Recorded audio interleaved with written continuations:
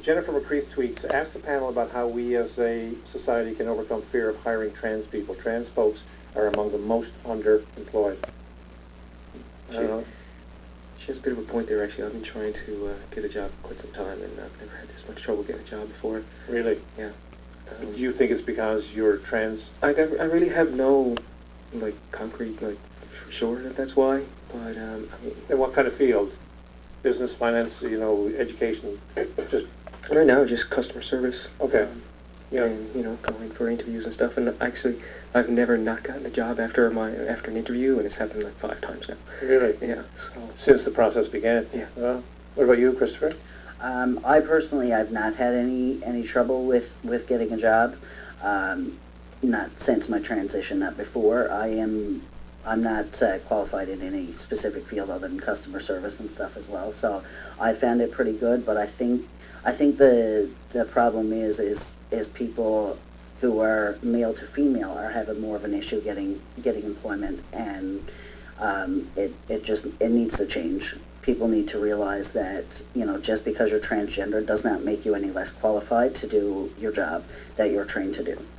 Why would that make it more difficult for somebody who's going from male to female? I really don't know, but that's basically what I've seen from other trans friends who are male to female and who are female to male. I have many friends, and most of the unemployment or the problem finding a job has come from those who are male to female. Yeah, Jamie, what about you? What are you hearing about the difficulty in finding work? Yeah, unfortunately there's a lot more prejudice against people who are male to female than there are against people who are female to male.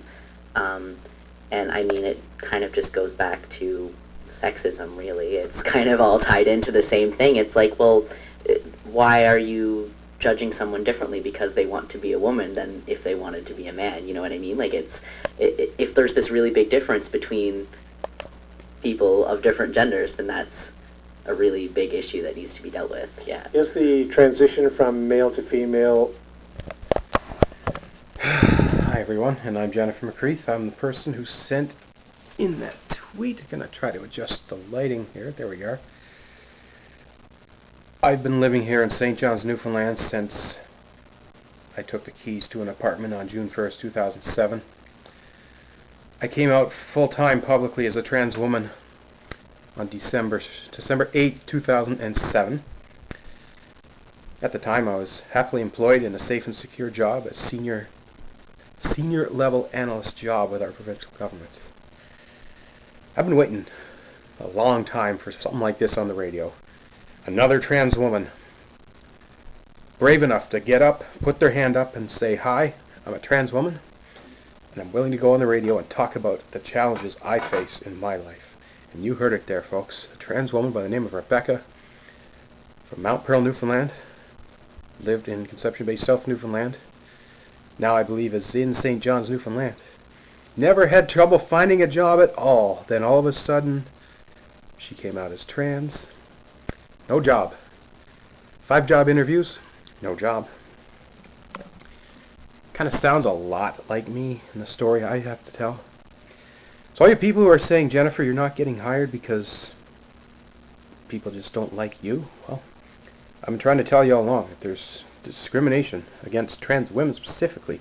Notice the trans men in the conversation also pointed out that the discrimination in employment is a lot more harder on the trans women than the trans men. So yeah, I think we got more evidence here that there's a problem. Sadly, it's a problem that nobody's willing to admit exists.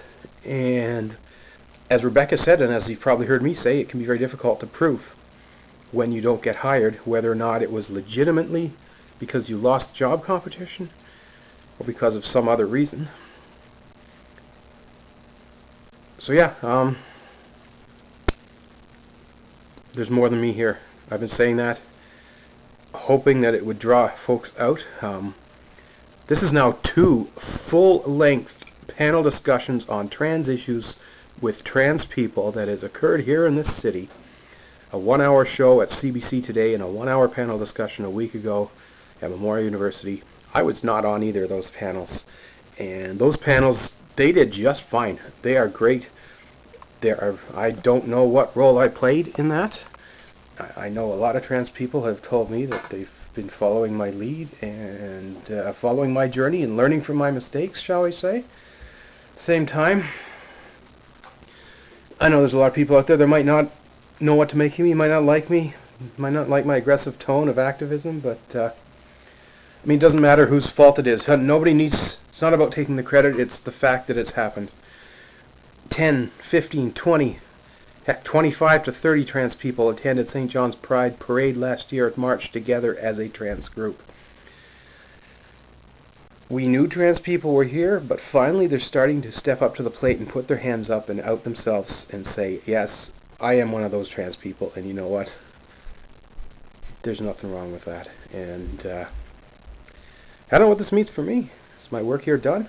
Well, I still don't have that good job. And neither does Rebecca, and neither do the many others who are too afraid to go on the radio.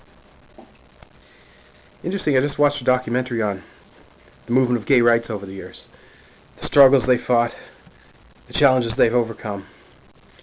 And now here we are as a trans community going through the same type of situations. $1 million question is, what role, if any, should gay and lesbians play in trans work, trans advocacy? I think it needs to be a role of an ally. Let's be friends, let's learn from each other. There has been some concerns, mostly trans women, again, not the trans men. Trans women seem to be more or less accepted.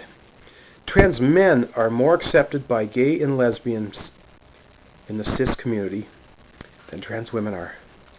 I want to do a video. I won't do it in this one, but I want to talk about what it's like to be a trans, someone who identifies as lesbian. Because the majority of people out there who identify themselves as lesbian, they don't see me or accept me as a lesbian, and they don't see or even accept me as a woman.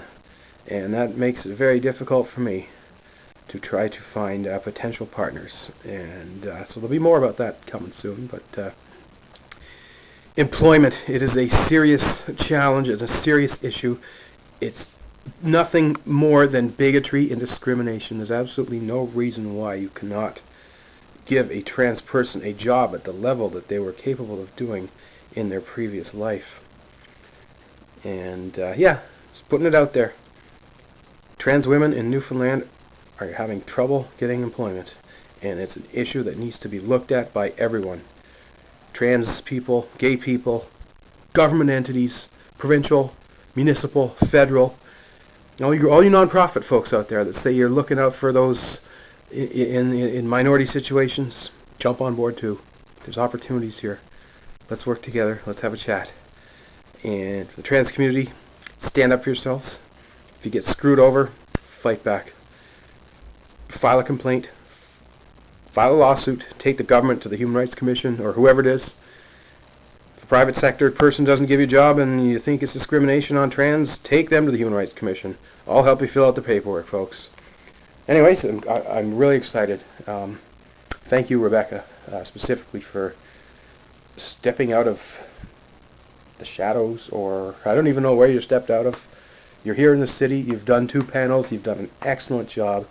I'm really excited. I hope we can get together. I hope we can work together.